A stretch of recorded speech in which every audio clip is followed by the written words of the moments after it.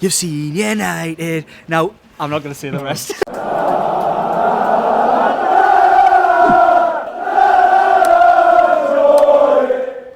It's Geordie Journos. This is definitely one of our happier videos after. I know it sounds silly, but it is remarkably historic. What has just happened here? You were looking it up. I was looking it up, and the people go on about 2013, 72, but it goes back a lot longer than that. The awful record here at Old Trafford into the 50s. So it has been a remarkable evening. I hope you guys enjoyed that as much as Eddie Howe seemed to enjoy it. You guys just spoke. If anybody's seen the live, you'd have seen what I thought about the game and how it went about and things like that. But you guys have just been in my Eddie Howe. What was his thoughts? Was he have a beaming smile? He certainly seemed to when he bumped into me in the live. So he's a friend of the channel. Did you not get a one-on-one interview with him? No? I was ranting about the Wi-Fi here at Old Trafford, and he sort of calmed us down a little bit. That's good. Good man management from Eddie. Yeah, he kept me in check. No, it was good from him tonight. Press conference was, I thought it was two very contrasting press conferences between a manager who's completely turned things around over the past month and a manager who's completely failed to do that, having been brought in a difficult situation.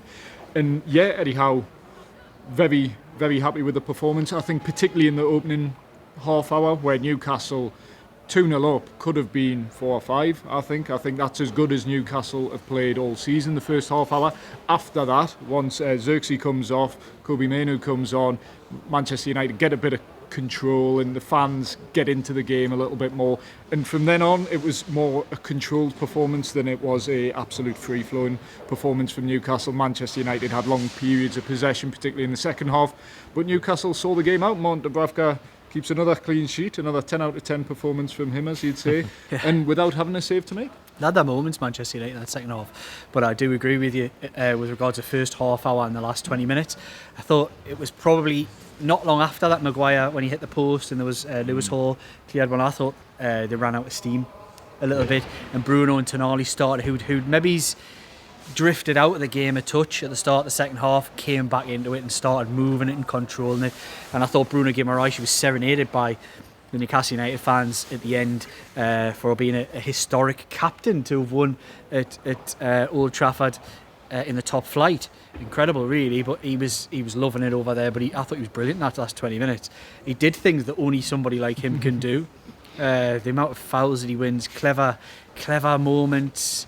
I just thought he was brilliant today, but I thought there was lots of brilliant performances. I thought Dan Burn was outstanding at centre-half. I thought Lewis Hall, I talked about on the live, it's just a tireless runner. He never stops.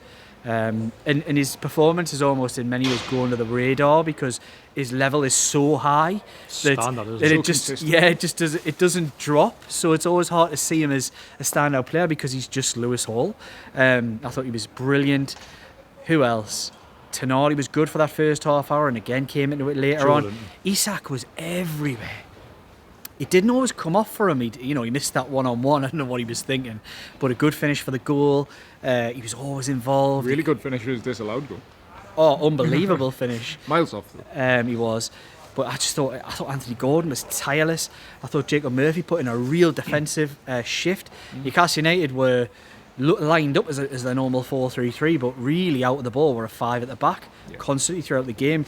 Trippier tucked in and Murphy just kept an eye on Dalot all the way and just kept it shut Manchester United out for large parts.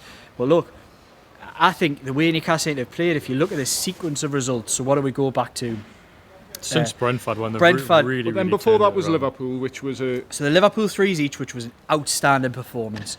Should have won that game, could easily have won that game. Then you've got Brentford, what was that? The cup game straight after that? Yes. No, Leicester. It wasn't. Leicester. I was going to say that. So beat Leicester 4-0, outstanding. Beat Brentford, could have been 6 or 7, much like the one before. Then went on last weekend at Ipswich, could have been 10. Am I missing one? Villa was, again, it's a strange one. It was a strange one against the 10 men, but it could have been 8-0, no problem. And again, today, Newcastle United could have been 5 or 6 up after half an hour. It was just scintillating stuff. A team that's gone from struggling at times to open up teams and thinking, do we need somebody to unlock a door? I've suddenly got Bruno Guimaraes, who's just, he owned Old Trafford today. He just owned it. The midfield's key, isn't it? That for me is the key behind this turnaround. Eddie Howe deserves an enormous amount of credit, but I think the Tonali Bruno dynamic has twist, completely changed things. Where Tonali very tidy on the ball, got that recovery speed where Bruno didn't quite have. But you get Bruno 4 or 5 yards further up the pitch, he's capable of putting balls in behind, and he's done that throughout. I mean, he didn't directly get an assist today, but he's just an incredible footballer. He's a pre-assist as well. Sometimes played about where he put it out there. Played a key role in both opening goals. But even then, like, there was accusations, I don't know where it came from, but it was accusations actually he wasn't athletic enough. Honestly, the way he presses, I think he's shut up all the people who say that. He's not quick, and that's where the athleticism came from. Like, even but he's one of the best pressers in the team. He covered more distance than any player in the Premier League last season, and he's up there once again this season. So there was some pundit who said he didn't have any athleticism. Well, he's totally shut him up, because that's like, he was my man of the match today. I thought he was outstanding. And I say in the first half, or the opening half, now he had the freedom of Old Trafford, absolutely bossed it, hit the heart of absolutely everything. And then the second half came into his own when Newcastle were seeing out the game. Just a really clever footballer, as I say several times. Wins fouls, holds the ball up really well. Just a brilliant footballer. It's a pleasure watching him on nights like tonight. I thought 1-11 Newcastle really good, but for me he was the real standout. The Brazilian boy was exceptional. You love that. I've got to say, Newcastle United fans were shouting Bruno at the end. Another thing that they shouted throughout which was quite funny, was, "You've seen United." Now, I'm not going to say the rest. I was like, get my people ready. There was a few relegation jibes as well. What was that about Sunderland? Say hello to Sunderland. Say hello to Sunderland. Which I don't want to take anything away from what Newcastle have done tonight, but it was quite incredible listening to a Manchester United manager talk about relegation back in the post-match press conference there. I don't want to dwell on that too much, but I thought that was astonishing listening to that. Meant to be they're not the relegation part, but they're still one of the greatest football clubs, or the biggest football clubs on the planet. Absolutely. To see their demise is absolutely incredible. They were rattled in that opening half an hour. You see, it was flood after flood in terms of Newcastle attacks. It could have been 4 or 5, possibly even more. Where's your Manchester United jumper? You took it off. Shut up, man. Shut up, man. That comes from a little thing somebody sent on Twitter. Yeah, too. I didn't get the reference there. Yeah, no one has to see that. Yeah. Somebody on Twitter done Jordan dirty by. I forgot my glasses. They've gone with us. Said he looked like somebody in a Manchester United jumper, and I thought it was a remarkable likeness. So did you? Thanks, lads. Who didn't? Done him dirty, whoever that was. I can't remember who it was. Apologies for the lack of shout out. Yeah, I can't. Martin Sutton. Was it? Sutton, oh, well, yes. Cheers, Martin Sutton. You made us laugh anyway. Not me. I cried. Hey, well. No, it was interesting. Just Manchester United saw this maybe as the first real test of Newcastle in this run, where Villa, okay, big test, but down to 10 men. You look at Man U, a team you very rarely beat. Yeah, it's a very much a hoodoo ground for Newcastle. And I actually thought, half an hour, I turned to you, I went, these are shocking. Yeah. These are the worst team Newcastle have played, let alone... I think you said worse than that. Yeah, yeah. They did get into the game a little bit more, but yeah, Newcastle, to a man, were brilliant. I think Jordan's right in Bruno, but a player who I think, in some ways, or in many ways, is Newcastle's player of 2024, as we see out the year. And I put this to Eddie Howe, perfect player for Newcastle at the moment, Lewis Hall. Where brilliant. You look at where he was at the start of the year, he couldn't get in the team, could barely get on the bench, get on the pitch, and now he's Newcastle's left back. He's one of the best left backs in the Premier League, in my opinion. And like you say, you watch him tonight and you go, Lewis Hall, he's had a good game. He absolutely hasn't put a foot wrong. I thought he was faultless tonight, and he was probably if not Bruno, he was probably my man of the match. So is this, to me, a result like today? Look, Manchester United, or not the Manchester United role, they're probably the worst Manchester United team, and most people who watch this live in memory. In my consciousness, at 37 years old, I've never seen anything close to this from Manchester United. Yes, they were crap for a bit in the 80s at times, but you know, mostly for the last 50 or 60 years, Manchester United have been a force and winning things and up there in English football. It feels to me like a little bit of a marker, just a minor marker in Newcastle United's trajectory at the that they've been able to break. I think it's a psychological thing. I think so. It's the psychological. It's a psychological side. You could see the reaction at full time.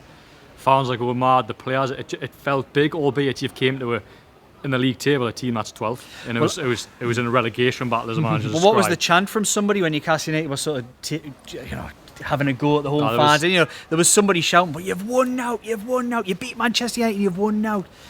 I know, we know that, but this is a huge marker for Newcastle United. Newcastle United is coming from a much lower base than Manchester United. They cannot be judged upon the levels of Manchester United, and these lot are having struggles. One of the local reporters here turned to me and said, "This is what it was like for you guys under Mike Ashley." Was very much and I do sympathise in that respect. I don't sympathise massively. Look, everybody has their struggles. Newcastle United certainly had to go through it. But look, you can see that it's incredible what's happening at this football club. But for Newcastle United to come here, to break that, it just felt so much bigger than just 3 points. It felt so much more. And I think that psychological barrier, breaking through that, they've got to do it at a couple of other places. They've got to break that psychological barrier at Anfield. They've got to do it a little bit more at the Emirates. They've got to go to these places. But the way I looked at it, these 3 games, Newcastle United of old, the old mentality has to look at the 3 games and go, wow, you go to Old Trafford, you never win there. You go to Spurs, you have your moments there, but you don't win that much in recent times. Then you go to the Emirates. Really, if Newcastle United are a club who are upwardly mobile and they're looking to say that's where we need to be and where we want to go, it can't be seen as too much of a challenge. It's got to be an opportunity. It's not something to be feared going to these grounds, because this Newcastle United team isn't playing with that kind of fear. They're coming to places, they're playing anybody at home, away, and mostly in recent times are expressing themselves and are showing a dominant side to what we've seen. Look, they went to places even like Goodison earlier this season and it wasn't great. We all said it wasn't the best, but they dominated there. They just didn't take their chances. There's been times this season where things could have gone either way. Now we're really seeing the fruits of it, the fruits of the labour. There's players playing with confidence. Isak he's swaggering about the park. Like, he wants the ball all the time. He's a menace. You couldn't mark that bloke because he's on the left in 1 minute, then he's dropping into midfield, then he's running in behind you, then he's playing on it. He's offside the last 20 minutes. He just spent the last 20 minutes. He was knackered. And it does make, I do wonder how much this game's taken out of the team, because it was a bruising encounter. They've had to put a lot up. The lights go out. We've been told we've only got 10 minutes. So I don't know how much longer this analysis video is going to go on. We'll probably go until we get booted, I think. Yeah. Well, they've got to save money, haven't they? PSR. You shouldn't say any mice. No, we didn't. This evening. We didn't. The lawnmowers were going behind. I had to warn everybody on the live that it wasn't Rent-A-Kill or something. It wasn't the pest control who were in. I'm just glad Newcastle haven't donated their leaf blower to Manchester United. Yes, leaf blower is a nightmare. They cost a lot of money, the leaf blowers. The St James's Park leaf blower is our rival. It is, not a friend of the channel. It's the Geordie Journo's kryptonite. Right, I'm going to say a quick word for our sponsors. Okay. Of course, proud sponsors of the Geordie Journos is Four Rivers Financial Planning. Do you want to take it away? What do Four Rivers provide for us? Provide all your holistic financial pension needs and advice. Future-proof yourself by contacting Four Rivers Financial Planning. The link will be in the description below, and all the information you'll need on screen right now. And of course, we've got Mitigate. Mitigate, our ball got some proud sponsors, and there might be a few more in the new year as well. Mitigate transforms workplace mental health, mitigating legal risks, reducing absenteeism and boosting productivity, delivering up to £9 ROI per £1 invested. Book your free demo today. That's probably the slickest I think I've ever said that. That's brilliant. I also scrabbled around to find the words because we've got. It's not off the tongue yet. These are difficult things to do. We're really proud. It's a tongue twister. It's a tongue twister. Yeah, we're really proud of everybody that's on board with the Geordie Journos. We're really proud for all of you guys out here who constantly watch our videos, comment, like, share and subscribe, and do get involved in the conversation, whether that be live, short or whatever. And we've got an interesting short that you're going to put together. Oh, am I? Okay. Oh, yeah? Oh, you? Or is it me? Am I putting it together? Oh, I don't know. It's your hard work. Oh, sorry. One of us going to put it together. A friend of the channel. He wasn't a friend of the channel a month ago, but he's a friend of the channel now. Yes, featuring friend of the channel, Eddie Howe. That's a joke, an inside joke, by the way. Right. Who was your man of the match today then? I just said Lewis Hall. Yours was Lewis Hall, were you? If I couldn't pick Bruno. Bruno. I think we haven't spoken about Joelinton, by the way. He was very good. I thought he good was... goal, again, 2 goals in 2 games for him. Was it a bit close? You thought it was a bit dodgy, didn't you? I did, but I've only just seen it the once. I thought, as soon as I seen it, I thought that could get ruled out. He came out and said after the game, it was a header, it was a goal. It was definitely We've off his seen shoulder. the, It we've was seen off the his arm. replays. I thought it was off his arm. Probably the first refereeing decision Newcastle have got in favour of them here at Old Trafford. It's probably the line though. There's a line, isn't there? And it would be above the line. Yeah. So it was probably more shoulder than arm. But I've got to say, I was a bit worried that the instant handball rule that rules out goals. I thought, no, that's When you see Bruno's goal get disallowed Yes, against Villa, which I exactly. thought was very harsh. yeah. But yeah, I think you look at Newcastle this past month. I mean, it's a very small sample, but have Newcastle been more functional and been as good under Eddie Howe as they are right now? I think you have to go back at least until the 4th place season. I think they're playing right now. Look, it's easy to say when there's been the teams they've played, but you can only beat what's in front of you. Newcastle doing that emphatically. I think Newcastle right now, when you look at the fullbacks, when you look at the midfield and how it's all functioning, you could look at Alexander Isak. What is it? It's 8 goals in 6 games. Incredible. Best, most informed striker in the league at the moment. As we speak right now, I think this is as good as it's been from Newcastle and has the potential to be better if they can keep heading in that upward trajectory that you talk about. This is as good as it's been definitely since the Champions League qualification season. If they don't get injuries. That's the thing. I think they've been- we sorted it, didn't we? Yeah. They sort of worry about Alexander Isak, and all it takes is one tweet, one in the know, to just go, oh, what's happening here? And then everyone loses the plot because People know what they're doing. Isak's with that. so It's- important. It's just engagement. I think we Engagement talk engagement farming. They've had to wait almost 12 months for them to see the benefits of last summer. Yeah. It's almost because last summer the team didn't initially improve, and I think there was probably suggestions and accusations that they probably regressed or certainly weren't as good. But 12 months on, you see you compare the team to the Champions League season, and you've got a Lewis Hall who's a proper left back. No disrespect to Dan Burn, done a great job that season, but Lewis Hall's a proper left back.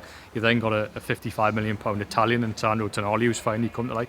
That team arguably now is probably better, but they've still got a long way to go before they match the heights of what they achieved in that season.